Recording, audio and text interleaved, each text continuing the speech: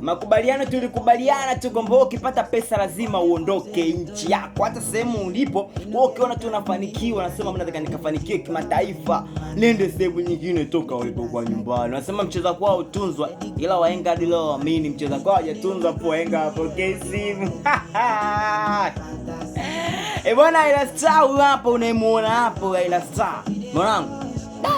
Mwanangu amekula zake tu mwewe nini baada ya kusainiwa pale Roc Nation kwa Jay-Z USA pale. Mwenye sasa hivi tu amehamia New York City. Ameweza kuhamia tu pale, afu kuna namna moja ama nyingine sema muziki unalipa, amefuata mafanikio. Bwana wetu vumbi limechafuka huko, mwanetu kimeumana.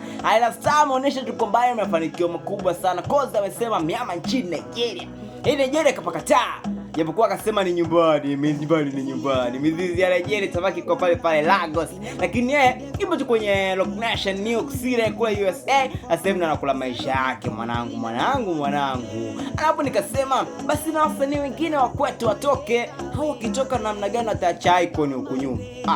Inakuaje bwana? Wewe kama umepaji pata ondoka, katafute maisha sehemu nyingine. Umeelewa? Hicho ndio chokifanya mwanangu Ila Star ameweza kutoka Nigeria, amehamia New York City. Yaani sasa ametoka kikazi atarudi, amehamia New York City, yani kama ndo makazi yake mapya. Yaani kwa nini anakuja Nigeria, anakuja zake kutembea.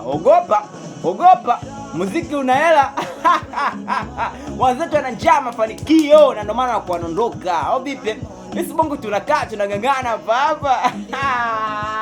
Ila Star hapo tayari ameshaenda New York City. Usichangaze hivi anapiga makolabo na watu wa mbele mpaka unashangaa inakuaje ameyapata mafanikio.